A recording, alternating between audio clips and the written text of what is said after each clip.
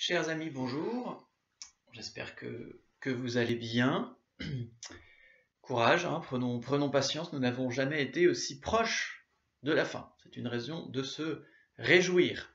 Et puis nous nous réjouissons aussi parce que nous sommes dans le temps pascal, un temps où nous chantons très souvent Alléluia. Alléluia. Et je voudrais justement aujourd'hui réfléchir avec vous sur le sens de ce mot Alléluia. Alors, le pape Benoît XVI disait pendant un Regina Coeli, le chant de l'Alléluia résonne de nouveau après les jours du carême. Durant le temps pascal, cette invitation à la louange passe de bouche en bouche, de cœur en cœur. Il retentit à partir d'un événement absolument nouveau, la mort et la résurrection du Christ. L'Alléluia est né dans le cœur de premiers disciples de Jésus, hommes et femmes, en ce matin de Pâques à Jérusalem. Cette expérience a inscrit une fois pour toutes l'Alléluia dans le cœur de l'Église et dans notre cœur. Chers frères et sœurs, laissons l'Alléluia pascal s'imprimer profondément aussi en nous, afin qu'il ne soit pas seulement un mot dans certaines circonstances extérieures, mais qu'il soit l'expression de notre vie même, l'existence de personnes qui invitent chacun à louer le Seigneur et le font avec leur comportement de ressuscité. Et le pape Saint Jean-Paul II disait également, nous sommes un peuple pascal et l'Alléluia est notre hymne. Donc vraiment cet Alléluia doit être au cœur de nos vies et ce qui nous invite à y réfléchir un petit peu pour savoir ce qui est au cœur de nos vies. Alors d'où vient ce mot Alléluia? Eh bien c'est évidemment un terme hébreu qui est composé du mot Allélu, qui est un impératif pluriel. Allélu, ça signifie louer.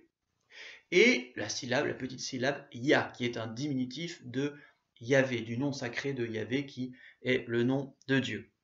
Donc, Alléluia, louer Yah, louer Dieu, louer Yahvé. On retrouve cette syllabe Yah dans de nombreux mots de l'Ancien Testament, de nombreux noms propres, notamment par exemple Isaïe, Isaïa, ou Jérémie, Jérémia, ou même dans le nom de Jésus. Donc Alléluia est une très vieille exclamation du judaïsme conservée par la liturgie chrétienne et chantée depuis des siècles et des siècles. Les Juifs le chantaient fréquemment dans les synagogues.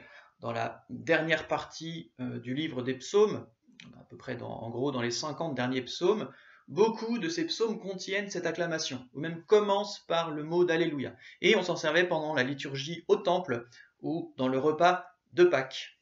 Il est probable qu'à la dernière scène, juste avant de partir pour le mont des Oliviers, le Christ, notre Seigneur, avec ses disciples, a chanté les psaumes de la série Hallel, des psaumes alléluiatiques que les Juifs récitaient à la fin du repas pascal.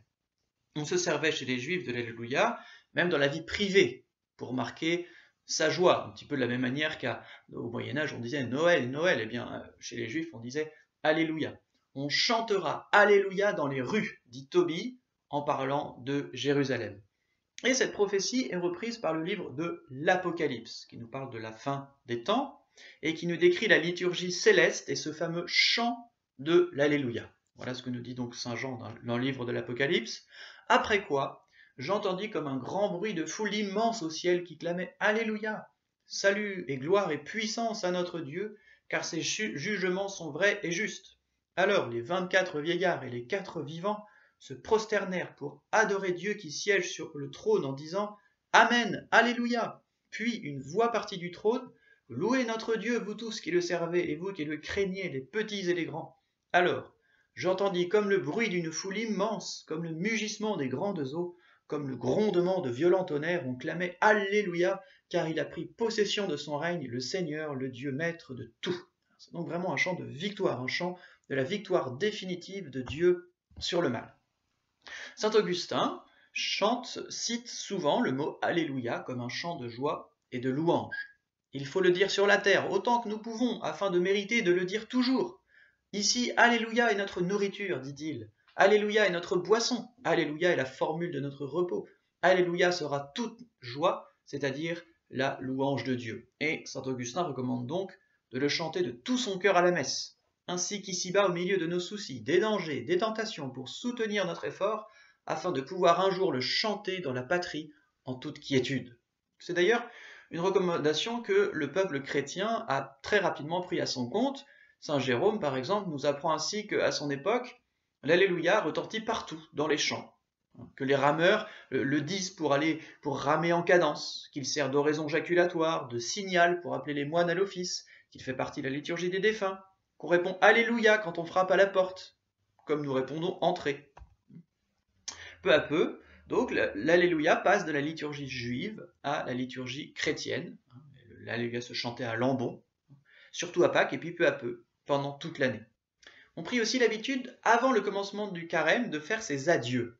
Alléluia. Encore maintenant, on cesse de chanter l'Alléluia pendant le temps du carême, où l'on se retrouve au désert, comme en exil à Babylone.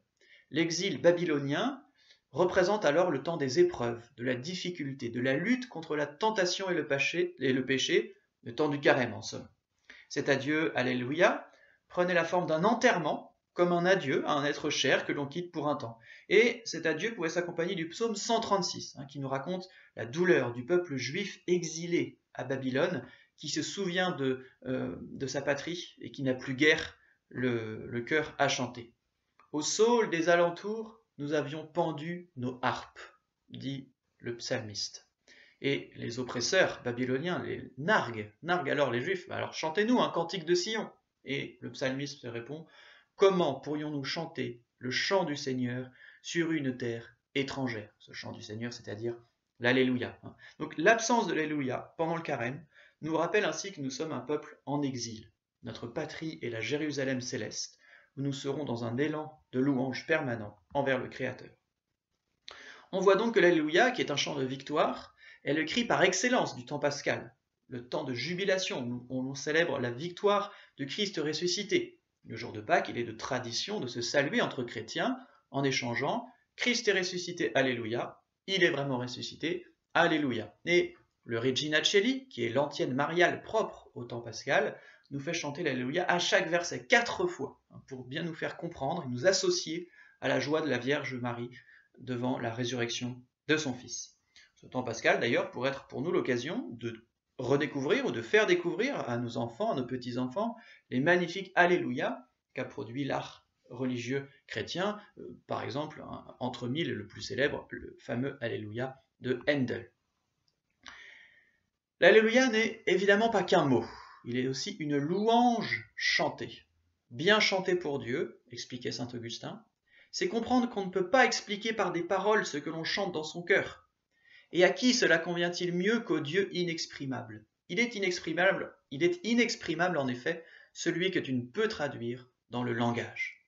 Alléluia est donc le mot qui exprime l'inexprimable, notre joie de Dieu. Finalement, c'est un mot qui reste vague. On le traduit, mais sans le traduire vraiment. Il reste la joie. Joie qui s'exprime jusqu'au bout de la syllabe. Et le grégorien en témoigne, car l'Alléluia grégorien développe de longues vocalises sur le A. C'est ce qu'on appelle le Jubilus. Le A qui correspond au Ya de Yahvé. Alléluia.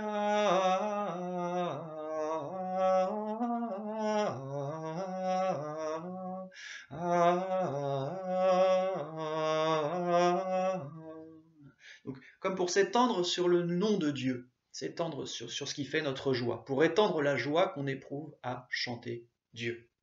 Alléluia nous renvoie donc au cœur de notre foi. Il tourne nos regards vers Dieu et nous rappelle que nous sommes ici-bas comme des étrangers résidents ou de passage, comme dit saint Pierre, que nous sommes une descendance choisie, un sacerdoce royal, une nation sainte, un peuple destiné au salut, qui a pour patrie le ciel.